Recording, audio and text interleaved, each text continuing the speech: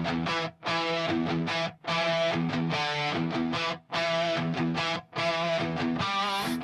regular people making sense of the chaos, the trying times, the breaking news, the endless outrage cycles. We come from different angles, different starting points. We're not here to scream past each other, we're here to get it right.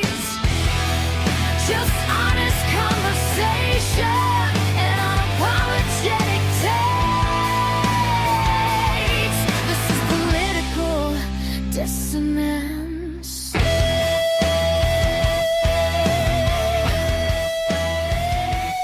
Good morning, good evening, good night, depending on when you're finding us today.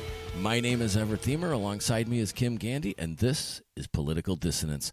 Kim, it is an ever-changing landscape out there, and it is hard to keep track of some of these topics. I personally, every hour on the hour, we're seeing, a different deal on the table, especially with Iran and Trump. And we were just talking about this before we went on the air. An example was on Sunday, we were going to really give it to Iran for their power plants and some of their energy sources. And then Monday morning, wake up and everything's, all sunshine and rainbows. It looks like Trump is saying that Iran is... Yeah, somebody gave him a gift. Exactly. What's really interesting in it, we should tell our listeners what the gift is. We just found out today because it was secret up until just this morning. But the gift was 8 boats of oil, basically.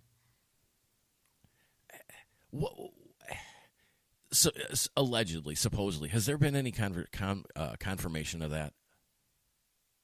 Well, Trump is claiming that Iran is begging for a deal.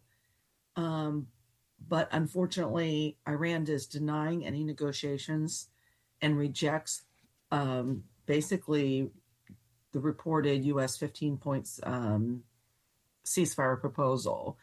And what I find interesting, the 15-point proposal that Trump is talking about is actually more harsh than the original negotiations set forth before we began what I know that I'm calling it a war, before we began this war. So I'm not sure what has changed, but they're saying that they are not in negotiations. So I don't know if it's fake news, and it's hard to say.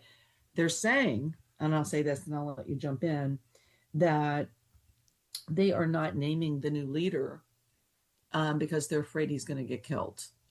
But then you have J.D. Vance, Jared Kushner, and a few other people, obviously in the negotiations. So that's all we know. And that's what I know from my end. What are you thinking? Well, you mentioned, and Trump said this in a speech to the IRCC yesterday, that this isn't a war. He can't call it a war. And one of the things he said is that he can't call it a war because then he would need congressional approval. That, to me, kind of indicates that he knows and is intentionally skirting around the subject. And we can talk about that later. But getting back to Iran and these boats and all of that, I don't understand Iran's motivation to send us boats of oil without there being a deal on the table. It doesn't make sense to me. Well, Iran, again, some of the sources are coming out and saying that it's a psychological warfare. They do see the boats. And originally there was 8, and I guess there's an additional 2 that's coming. They do see them, but they're under Pakistani flags. So is this psychological warfare with Iran? But that's what Iran is saying. We're not hearing from the new leader. No one knows who the new leader is because they're afraid he's going to get killed. That's what That's what Trump administration is saying. So they're denying it.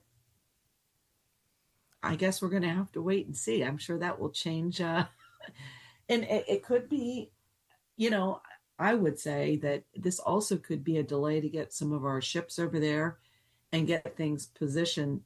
Maybe we weren't really positioned previously, like this past Monday, in the sense that we wanted. Maybe this is a delay. What do you think? It could be, but I mean, if he's lying about it, if he's making this up, and there is no such gift or there are no such ships, this doesn't it's too early. I can't speak today.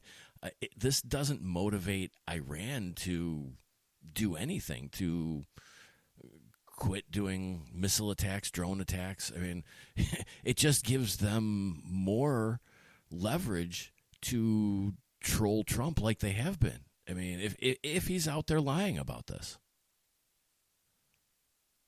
Yeah, I mean, you got back channels on both both proceedings. That's almost parallel. You have, I guess, Iran's afraid to admit it, right? That they said the talks of internal backlash of their own people would be upset.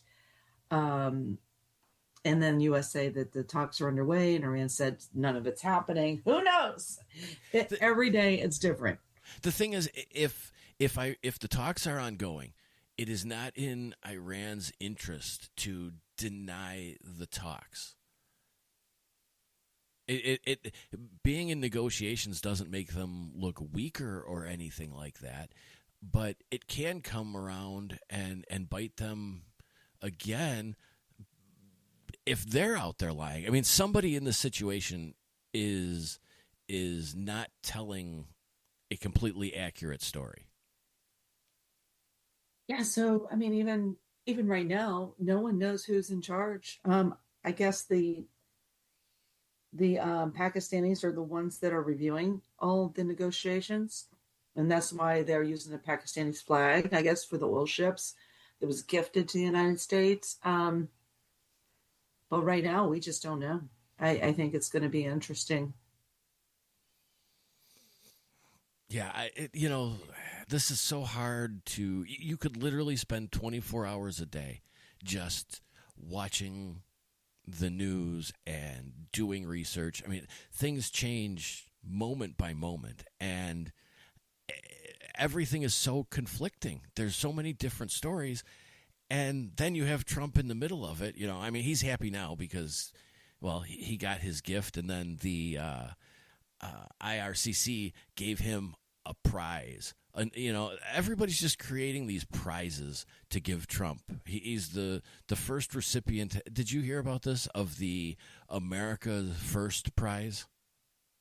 No, I haven't heard that. What is it?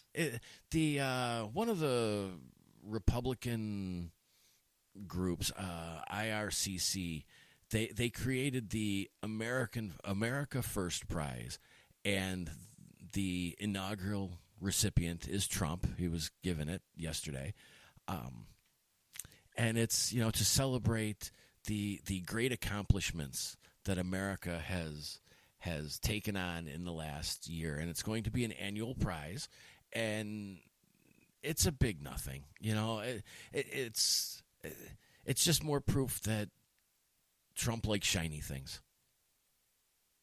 Yeah, he does like the attention. I think that everything that's happening now is really just boils down to what's going to happen for the midterms. I mean, if you look at another thing in the news, that Democrats just flipped a state legislative seat in Florida, which is near Mar-a-Lago. Now, I will say only 15% came out to vote. However, it's still an early signal, I think, for the Democrats that people are really, they're not particular anti-Trump in that area, but they are certainly anti-war. And that has really that's a backlash, I think. And if that's things to come for the Trump administration, it would be in their best interest to get away from this. And another thing too that's really pending, and I think we, of course, the oil prices that are rising, but fertilizer exports are extremely, you know, delayed, and that's just going to be rising costs for already our U.S. farmers who are struggling. And those are some of his big voters. And if we're not going to have that for planting season or at extremely higher costs for gas and fertilizer, that just takes away all their margin. And those are the people that voted for Trump.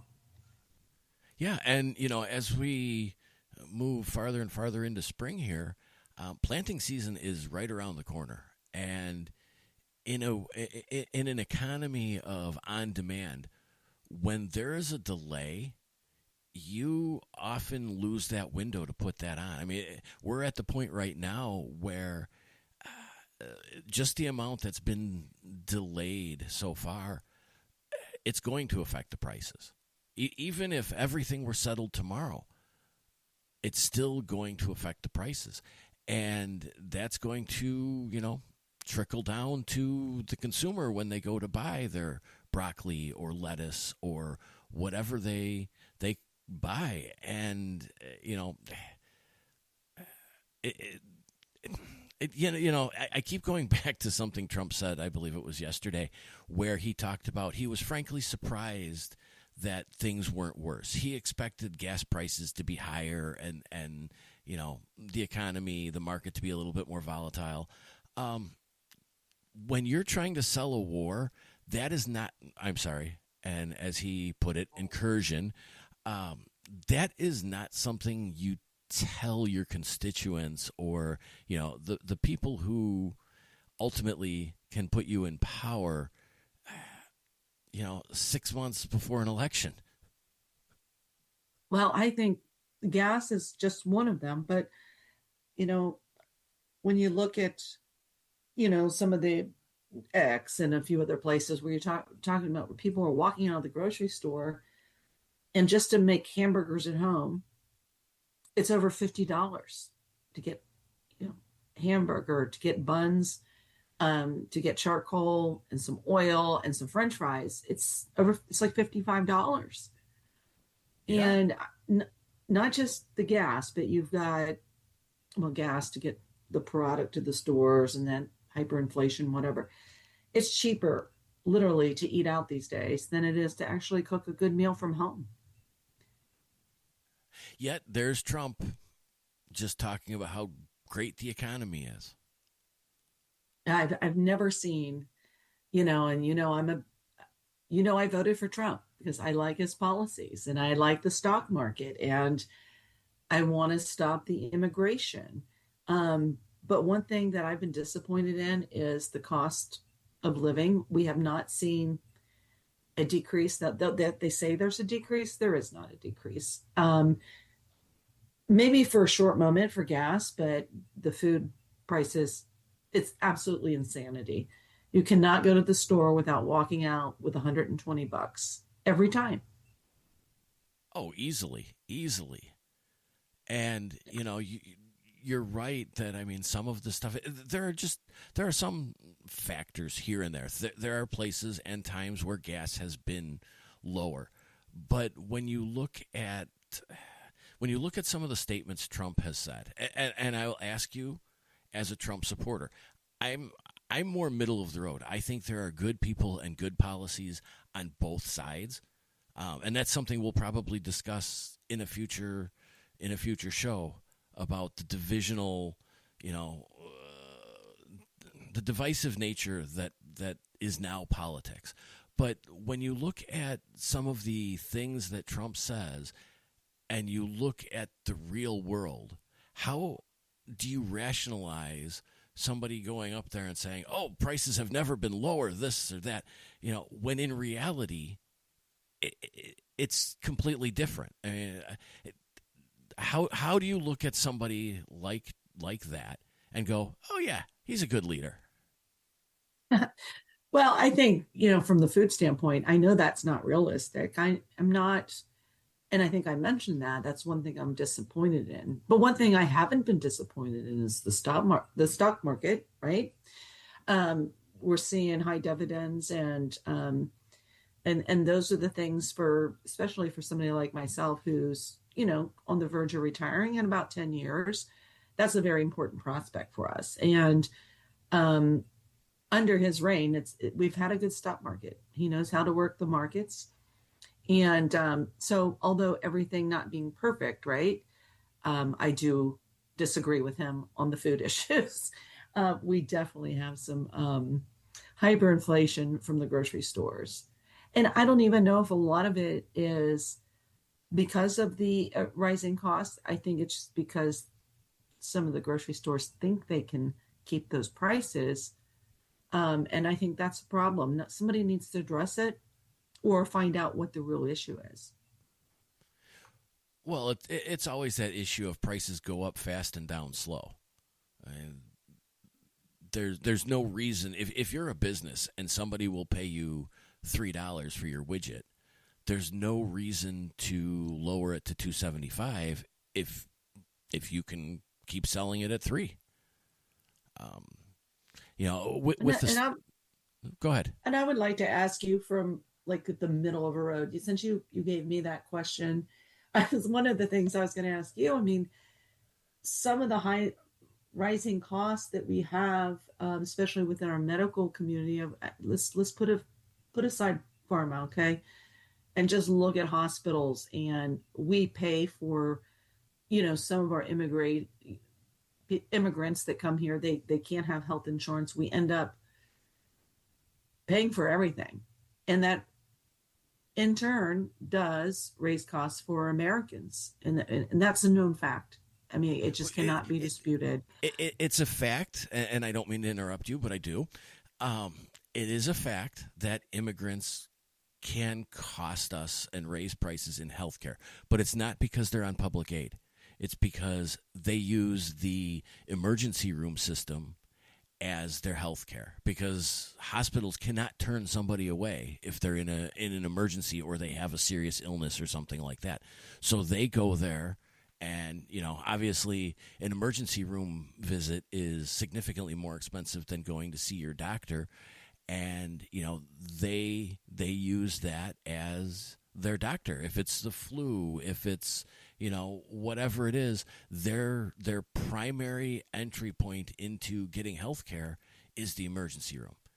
And then but I just put the question back on you, like from somebody who's middle of the road that didn't vote for Trump. Do you feel like some of the things you're going to have disappointments and some of the things you're going to be in agreement with is kind of reversing immigration and making them come through the right way so they can be eligible for under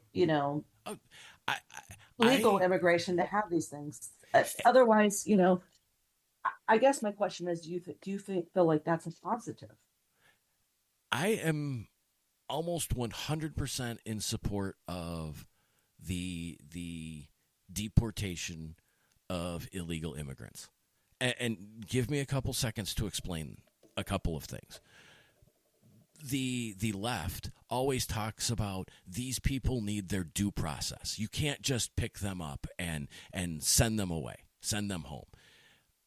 Coming from the middle of the road, I agree with that. But that due process is you arrest them, you put them in front of a judge. The judge asks, did you come in legally?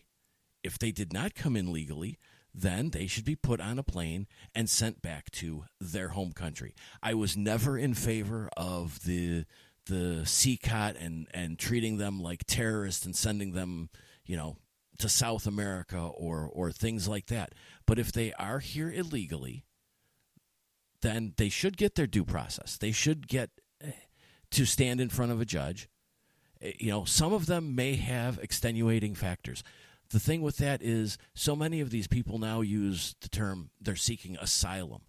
You and I grew up. Do you know how much that would cost the American people to have a court-appointed attorney for everybody that had due process?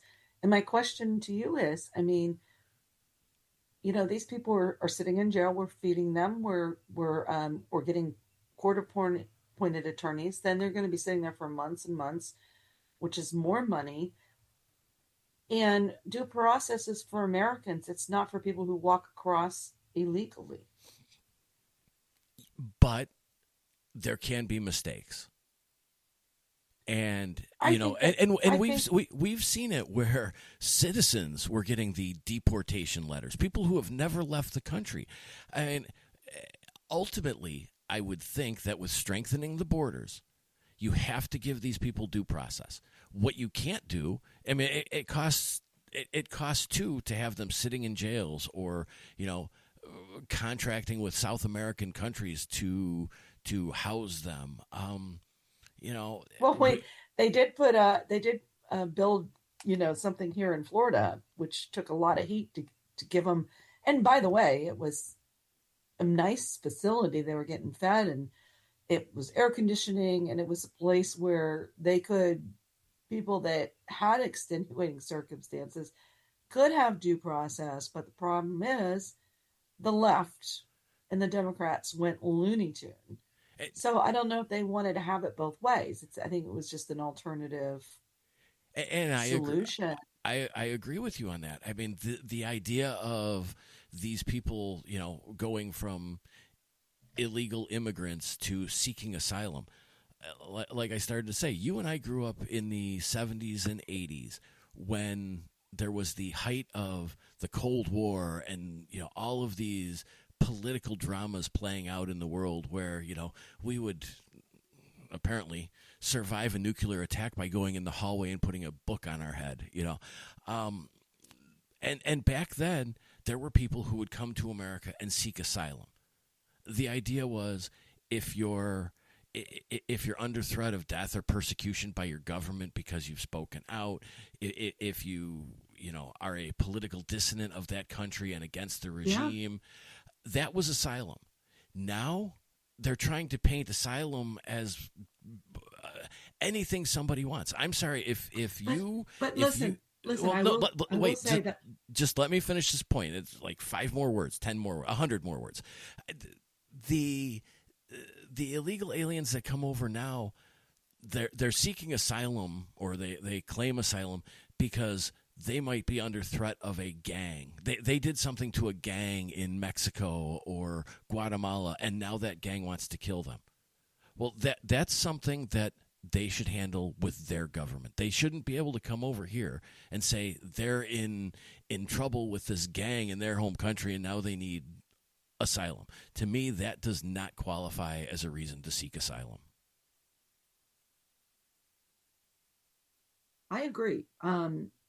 But everybody's going to say that. And, we have to, and the process, I think, is, I have a friend from Ukraine who came to the United States seeking asylum, but for the last 6 years has gone through the process, the paperwork, the interviews, now they have a court date. I mean, it takes up to 8 years. As long as you're in the process, started the process, you can move forward with it. A lot of times we have people that get pulled over, caught, and they're seeking asylum. It really doesn't work that way. And they know it. There's a reason why they're not going through the process. You have to have a sponsor. You have to know English. You have to understand the laws. And a lot of people don't want to take the time to do that. And I'll give you another good example. Here in Florida, I live in Florida, that they are starting now to require anybody who has a driver's license to be able to read English. And right now, people who are come in to renew their license, they're doing audits. And if you can't read English, they are revoking their license. And that's pretty scary for a lot of people here in Florida. Well, a lot of the street signs are in English. In fact, I think almost all of them. That's all of them. So I actually agree with that, because we have so many people not following the line and actually killing people on the roads because they're not driving.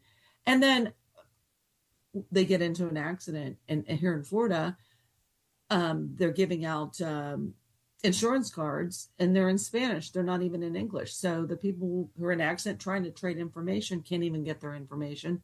They don't know if it's valid. And that's a huge problem here in Florida. And that is one of the reasons why we have the highest cost of car insurance of almost any state, is because our high volume of people who cannot read English here. Again, I'm all in favor of, if you're going to be here, I mean, you should know English. I mean, I understand diversity and inclusion and all of that stuff, but at the same time, if my family is Finnish and German, when I went to Finland, you know what I did? I had to figure out the words. Not because it's not like it was forced on me. It's because I wanted to. I wanted to be able to communicate with people, right? And everybody around me speaking Finnish, so I guess I have to too. I never took the attitude of, oh, well, I speak this language, you need to cater to me. And I think that's part of the problem. Everybody has gotten this, especially on the left, this attitude of cater to me. And I'm sure I'll take some heat for that, but I don't think I'm wrong. So how we got to this subject was, you asked me about Trump and being disappointed. And yes, there are some things I'm disappointed. That's why I brought the question to you. There's some positives, I think, in the Trump administration. And but there's also some negatives, just like everything else with every single politician. So for me right now, the good is outweighing the bad. I guess for me at the very end is how this war is going to be finalized. I think that's going to be my final decision if I'm just going to jump boats here. Like I said, I think there's positives. I think there's negatives on both sides, but yeah. So just being told that your groceries are cheaper when you know they're not, that is disappointing to me for sure. I want to ask you another question, and this is going to be a tough question. But when Charlie Kirk was assassinated, everybody, anybody on the left who would say, oh, good, or, maybe the country's better because of that, or however they wanted to put it, the Republicans and the MAGAs came down on those comments so violently, and they should. Nobody should be saying things like, oh, I'm glad that person's dead, or anything like that. But then So I know where you're going with this. I know where you're going with this, but go ahead. Then the other day, Powell was the CIA director. Was that who? He passed away? Mm-hmm. And Trump's comment was good. How is that? I think his actual comment was, I'm glad he's dead, or something like that. How is it okay for Trump and the right to speak like that? But terrible. I laugh, but yeah, I don't think anybody should be happy somebody died. But here's the difference between Charlie Kirk and what Trump said. Number one, Charlie Kirk was really about having conversation and exchanging ideas, and you can agree to disagree. A lot of people didn't like Charlie Kirk because he was influencing the younger generation. Quite frankly, I didn't listen to him too much. He was more of that draw for the younger generation. And he was, basically there was no hate there, right? It was just more, I believe this. Why do you believe that? Okay. Now with Trump saying that, I mean, it was a personal attack on him. I still believe the Russia was a fraudulent. It was proven to be fraudulent. He was spied on. I think it was a more personal attack, and he went 4 years through hell. Don't agree saying that. I don't think anybody should say that, but I think there's the difference. One was in a personal attack, a constant personal attack, and the other was people just didn't like Charlie because they didn't know Charlie. They didn't know. I know a lot of people went back and looked at Charlie's speeches in online campuses, and they're like, "Oh, this guy was really just having conversation, right?" But Charlie wasn't trying to arrest anybody, So I think there's a stark difference there. But how is that different from Mueller's death? And I know I said Powell a few minutes ago. That's because Powell was on my mind for other things. But how is that different from Mueller's death in that? I think because, like the reasons why I stated, Mueller had a fake charges against him with the Steele dossier, the Russia, that was all fabricated. He spied on the Trump administration. I don't know if you know this, but that is treason. And why no one was ever arrested for that, I still don't know. And I'm almost really upset with the Republican Party for not going after those people who fabricated all that nonsense, because that is against the law. It is treason, and it is punishable by death. They probably could have killed him. Yeah, if they punished him, and he was. If you want to talk, punished. Go ahead. If he was brought up on these charges, he would have been punishable by death. That is a true fact. The Steele dossier was a fake. It was something made up. It damaged the country. I think it was a personal attack. So for him to say that, I don't agree with ever wishing that, but I think it was just so personal to him that's he said what he said. Really, was it as fake as the rigged election, though? I mean, I said that a little bit wrong because, I mean, Trump is still harping on the fake, stolen election stuff. And there's no evidence. I mean, investigation after investigation has found that there's no evidence of that. And then he just tries to get another investigation going or get somebody else looking at it. And, I mean, we're, 6 years past it, and he can't let it go. Yeah, I mean, he really believes it was fraudulent, the election. The left believes it's not. Most of the people on the right believe it was. I don't think there's ever going to be an answer. I think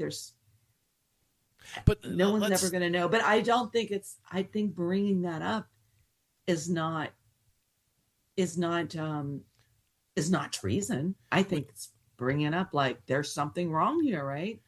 Yeah, I think he should let that go because I think if they were going to do something with it, it would have been done by now, right? I mean, our passions got a little bit better of us, and we got a little bit off topic. My point with the question basically was, why is it so wrong, regardless of the person?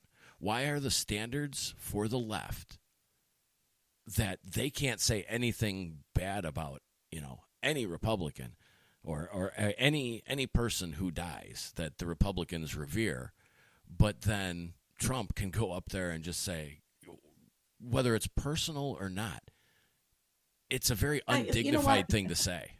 And that's the part. But I'm gonna say this, and you're probably gonna disagree. But up until recently, I think Charlie Kirk is one of the first times that the Republican side, right, said enough is enough, right?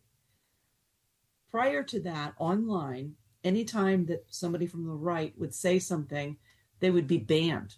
You do know that, right? Like everybody got banned that's on the right side. I got banned off of Twitter when it was called Twitter. Not for saying anything bad, but for agreeing with some of the things on the right. And I got banned.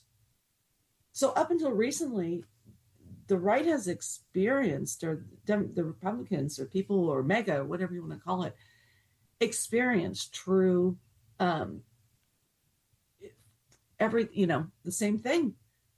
I think Charlie Kirk was one of the first times everybody said enough, right? But yeah, I don't agree with what Trump said, but I don't feel like the right has always given the Democrats a hard time. Quite frankly, I think it's always, up until recently, been the opposite.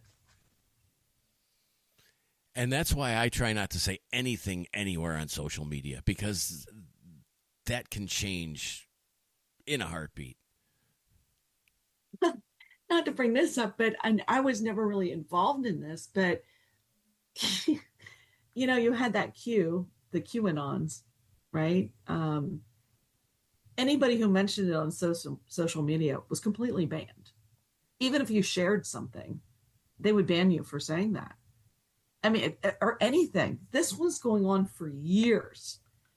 If it wasn't for Elon buying, basically X, and letting people come back, we might still be in the same situation where we just didn't have a voice for 4 years. And yeah. I think that the Charlie Kirk thing, I think that was just enough. Everybody's like, enough, right? And that's another topic that we can talk about at some point, because whatever outlet you choose, whether it be Facebook or Twitter, X, whatever it's, most people still call it Twitter, some people call it X, that platform, whatever platform you pick, okay. The fact is, it's a product, it's a service, and you have to abide by what they say. They are not obligated to support anybody's opinions. They are allowed to pick a side, so to speak. And I don't know if that needs to be more clearly explained to the American people, or if there needs to be something where they're, they have to be more... You can't ban half your people because you disagree with their political ideology. I think that's what happened. But you're ultimately, whether you're Meta or Twitter or whatever social media platform you are, you're a business. You can, just like if you own a restaurant and somebody comes in there to cause some trouble, be a disturbance, you can kick them out. If somebody comes onto a platform that doesn't support the ideas that they're espousing, they do have the right to remove that person. And all that has done is created a network of podcasters, a network of independent journalists who now get more views than mainstream media, and they have really taken off. And I think that because of that, their policies against who you're voting for, it really did open the door for Trump to win again, because a whole slew of a plethora of people went online and started getting followers and actually making more money doing it that way. And I think that it really backfired, even though it's their platform and they were Democratic. When you look back on it, they wanted Biden to win, when people left, they just took people with them and really hurt their business. That's why they lifted all their rules and everything to get people back, because they were losing so much money. But anyway, like you said, that's a whole nother discussion. But I bet you tomorrow or even later tonight, something else will happen, and we're just going to have to jump back on here and talk about it. Yeah, I think you're right. I haven't looked at the news in about an hour, and I'm feeling a little bit left out. So with that, I think, Kim, we are going to sign off here for a little bit, go see what's going on, and we will be back soon, the next time something explodes. Yes. Very soon, and thanks for everybody for listening, and we'll see you next time. We come from different angles, different starting